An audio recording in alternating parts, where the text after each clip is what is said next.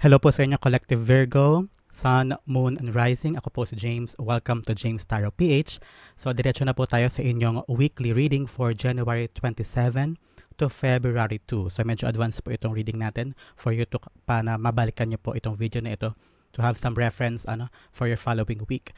Na pre-shuffle ko na po ang lahat ng mga cards and decks gagamitin natin for today. So, let's go! One final cut.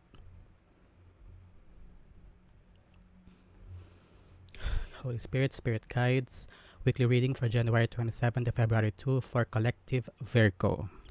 Okay, kunin nyo lang po yung mga ka-resonate sa inyo, and the others, leave it behind. Gamitin nyo po yung intuition niyo para makuha nyo po yung tamang mga messages na akma for you para sa messages and lessons and things na kailangan nyo po mapulot sa kabuuan ng reading po na ito.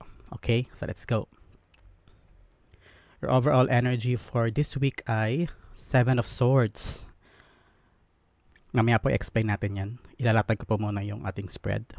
In the area of what you want is the world.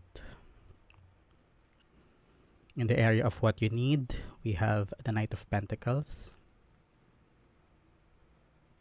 In the recent past, meron kang the Magician. You worked on something. You manifested something in the past. In the area of the near future, we have the Death card. Transformation. Huwag po kayo ma-alarma. In the area of your possible challenges for this week ay Wheel of Fortune. Not bad. In the area of your good fortune ay ang Ten of Swords. Sa inyong line of advice, we have Six of Cups and the Chariot card. Maganda. At sa inyong outcome, we have the Eight of Wands. Great, great outcome. Okay, so at the bottom of the deck, bago pa natin i-clarify yan, we have the Eight of Swords. So, probably you've been feeling na parang na-stuck ka, you don't know where to go, you don't know what to do, probably naguguluhan ka sa life choices mo o sa life path mo of whatever na career na gusto mong piliin o gusto mong puntahan. Probably, you're not happy with the career choice na meron ka ngayon. You want some changes, pero you don't know where and when and how to do it. So, yan ang parang nasa background, foreground ng iyong week sa Jan 27 to February 2. So, let's start with your core card. We have the Seven of Swords. So probably you have some misunderstanding with other people. I'm seeing na parang you were betrayed o parang someone lied to you.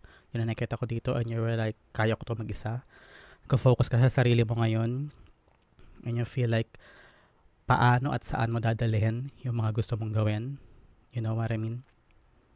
Parang you feel betrayed, you feel na nawala yung trust sa'yo with some people, or you were rejected, so somehow nag-iisip ka ng ways on how to do things on your own, because tulad dito sa Seven of Swords, parang kinukuha niyo yung mga swords at siya yung nag-iisip ng way kung paano yung gagawin ito. I'm seeing na parang you're not telling someone, parang hindi mo sinasabi kung kanino mo yung mga plano mo. I'm hearing na parang wag mo sabihin yung plano mo to others because mag-didiskarel parang yung plano mo. So let's clarify the Seven of Swords. We have the Ace of Cups. This is something that you really wanted to do. Buo na yung loob mo, but somehow you don't know how to navigate on these things. So yun yung parang combination ng Seven of Swords and the Ace of Cups. Your mind is ready for something to do, but your heart parang may bumabagabag sa'yo. You don't know how to navigate things on your own. As of now, parang naliligaw ka at parang yun yung core mo ngayon.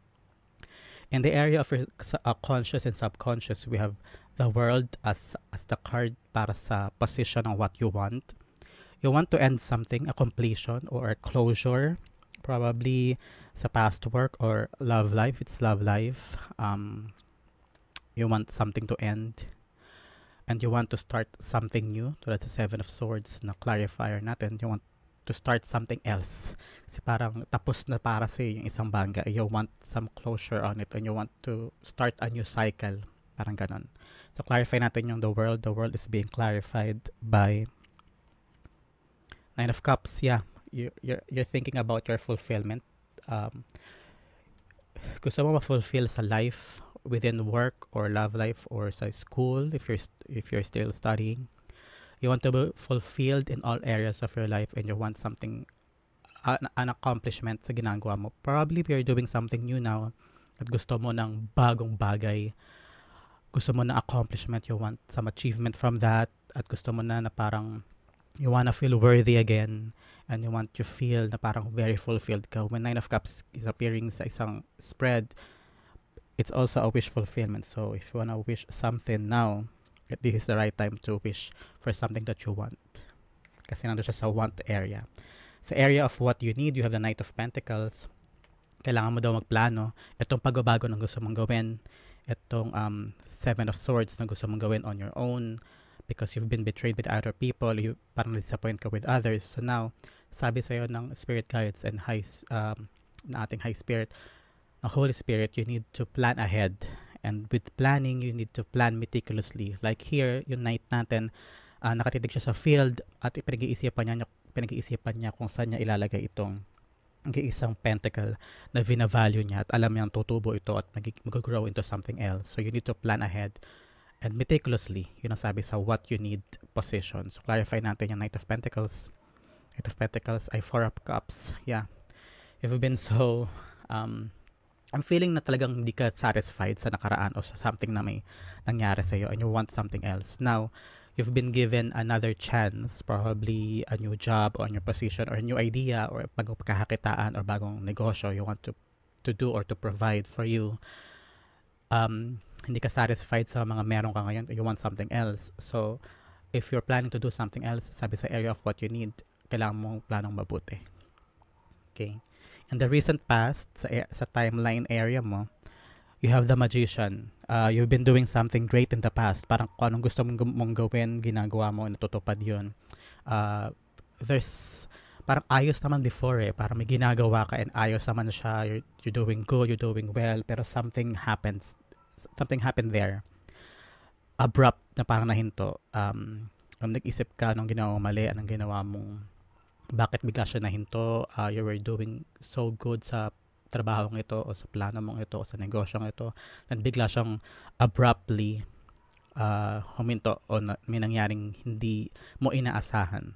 Kaya you want some closure na from this thing. So the Magician is being clarified by Three of Swords. Yeah.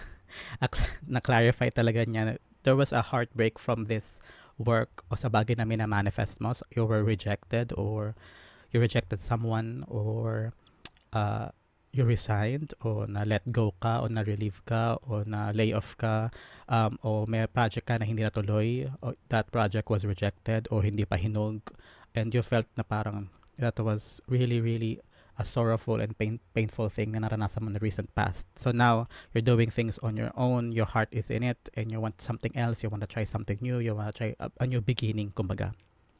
In the future, you have the Death card. Death card is not something na kailangan mong katakutan. This is just a transformation, something that you wanna be open to it because ito ay pagbabago sa life mo.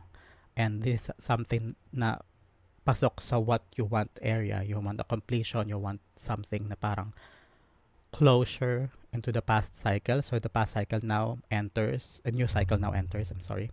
So you have the Death card confirming what you want na parang in the near future may new transformation na mangyari sa life mo o sa love life mo o sa work mo, anong area man po na concern nyo sa pagpasok nyo sa reading na ito.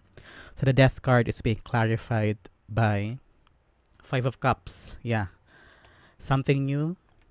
Huwag mo nang panghinayangan yung mga bagay in the past. I know, mahirap, madaling sabihin at mahirap gawin, but you have to let go of the past and trust that there is something new for you. Nakatingin siya to something, a potential cup ang lumalabas sa kanya. Ibig sabihin, there is something new. You just have to take a bigger look at the bigger picture and see, be grateful and see sa area ng life mo kung ano yung mga bagay na dapat pagpasalamat and anything that you have something potential there to work on. So a transformation, a new beginning, and you shifting your perspective and shifting something from the past and letting that go and start something new. So a good future, near future for you. In the area of your challenge is the Wheel of Fortune, you trusting the fate and destiny na gabayan ka. I know sa panahon ngayon, it's hard. Sa life mo ngayon, it's hard to trust kung ano ba talaga yung dapat mong gawin, kung tama ba yung ginagawa mo, kung magubunga ba itong ginagawa mo. I understand that was your concern. So the Wheel of Fortune in the area of your challenge, you really have to trust the process. Huwag mo madiliin. Take care of your health. I'm hearing take care of your health. You need it para sa transformation mo na ito, sa pagbabago ng cycle mo na ito. So that would be the challenge for you. The Wheel of Fortune is being clarified by the Five of Swords. You trying to forget, your past and enjoying this new cycle, parang adventure sa life mo. This is about winning the battle and losing the war. So, ikaw, i-channel mo yung mga bagay na hinahanap mo into gratitude. So, ang challenge sa'yo ay to see your progress step by step. This is a new cycle, bagong pagbabago sa life mo. You're starting new things, probably sa work, sa school, or sa job, or even sa love life. So, for you to start over again and enjoy every step of the way sa adventure mo na to, you should really, really make peace with the past. Yun yung challenge sa'yo. Would you able to forgive your past, forgive yourself sa mga past mistakes of past failures, o sa mga nakasakit sa'yo in the past? Would you ever forgive them and forget them and try to have a new cycle sa bago papasok sa life mo ngayon? In the area of your good fortune, swerte paparting sa'yo this week of January 27 to February 2, we have the death card. We have the Ten of Swords. This is a good card dahil nasa area siya ng good fortune, meaning tapos na yung paghihirap mo sa bagay na ito because you're gonna start something new, something fresh. Rurok na yung mga bagay na naranasan mo from your past cycle. So now, merong blessing na naghihintay or hope na naghihintay, especially yun na tinuturo sa hand niya. So, make peace with everything in the past and start something new. Embrace. Tignan mo sa likod niya, parang sunrise na. So, it's gonna be a great start for you. Clarify natin yan. Ten of Swords. Ten of Swords being clarified by the Seven of Pentacles. You'll be focusing on something that you want to do on the long run, pang matagalan. So, plan now ahead kung paano mo itatanim yung mga bagong gusto mong gawin. End of hardship. I'm seeing Ten of Swords as a beautiful, actually pa siyang tragedy, but at the same time, parang if you're gonna look at it on a different scale, it's really about you planting seeds for your future. You're learning things from these past mistakes, from these past hardships, and nakita mo na parang paraan lang siya para matanim yung mga seeds na to for your grand plan for you in the future. So, take it easy. For now, wala nang masyadong aberya from now. This is a good fortune for you. Pahinga ka yun. Everything is serene. You're just looking into the things na pinaplano mo in the months and the coming weeks ahead. Okay? In the area of divine advice, we have the Six of Cups and the Chariot card. It's about forgetting your past and moving forward. There, kasi Six of Cups is cups of nostalgia and childhood memories. So, probably the advice for you is dalhin mo lang yung mga ganda sa past mo. Use that as an inspiration for you to move forward. Nasa iyo pa rin yung kapalaran mo if you want to really move forward. You stay stuck in the past. So for you to be able to move forward and forget this past heartache and itong mga taon na nagbetray sa iyo, at you want to move forward on your solo, you really have to really forget the painful things in the past and use them as inspiration na lang for you to move forward. That was the divine advice sa'yo na Holy Spirit sa kanang spirit guides. Let's clarify them. The Six of Cups is being clarified by the King of Cups. Naabot mo yung tulo. From 6 to King. Sinasabi dito na use whatever you have in the past, your emotional maturity, and use that to enlighten your mindset kung anong dapat mong tahakin in the future. So, use the past but not dwell on it as a lesson. And the Chariot is being clarified by the Justice. So, kung ano man ang tinanim mo before, aanihin mo din. Kung ano man yung mga bagay na dapat mo i-let go, karmic cycle will give you the things that you deserve, give the things that you want, kasi you'll be able to let go and you'll be able to forgive and forget. So justice is needed for you to move forward, for you to know the truth from right from wrong, and be able to have balance in your life para maka-move forward ka na. Okay, before we go to the outcome na 8 of Wands na sobrang ganda, tingin muna tayo ng mga oracle cards natin. Additional lesson and additional values or messages for you. We have the giraffe spirit, see the bigger picture. Like I've said kanina, I should look at the bigger picture. So, sabihin kanina dito sa death card. If you've seen the giraffe from anywhere, picture, personal, o sa internet, o nasabi sa'yo, this is a confirmation that this message is for you. See the bigger picture. Kung ano man ang kinakaharap mo ngayon, it's just a phase, and you should see things from a bigger lens for you to be able to be grateful or see na there's still potential for other things for you to do. Okay? Another message is, in the Monology Oracle card, nothing is yet set in stone. Exactly. Kung ano man ang pagdadaanan mo ngayon, hindi yan final. Nothing is final. Kung ano man yung mga plano mo, it can change, it can be remodeled, it can be reshaped. So nothing is yet set in stone. So you don't have to be stuck on something now kasi hindi yan tatagal ng, alam mo yun, parang hindi ka dyan forever. So there will be some changes and development. You will have the transformation, the death card. So something to look forward to. Another oracle card is cleansing waters, purification activates a vibrant life force. You really have to start over. Ito dito sa sa Ten of Swords. And ito din sa King of Cups. Like you really need to like forget the past. Tulad sa Justice and the Chariot. Walang patutunguhan kung iisipin mo pa rin yung nakaraan.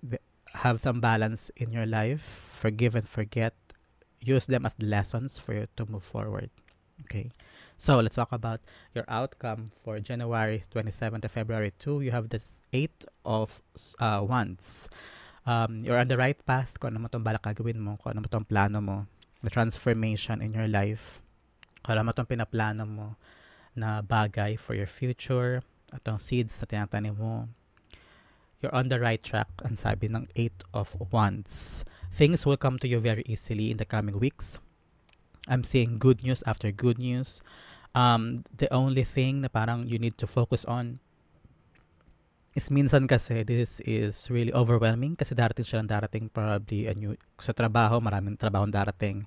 Just because you're starting something new, syempre may mga bagay na overwhelming, di ba? So 8 of Wands is telling you na parang dahan-dahan ka lang, just take things step by step. And learn as you go. Sometimes you don't need to know everything kaagad. So learn as you go, step by step. There's always a space for learning and mistakes and relearning again. So 8 of Wands is like you rebuilding yourself and telling yourself and admitting to yourself that you're on the right path and that you made the right choices. The 8 of Wands is being clarified by the Judgment card. Wow, tama nga. You're really starting over. You're surrendering to your higher calling. You have this deep awakening na kung ano yung landas na dapat mong tahakin or landas na gusto mong puntahan. Your Judgment card as a clarifier is telling talaga na you are on the right path. Wow. So, that is your weekly reading for January 27 to February 2.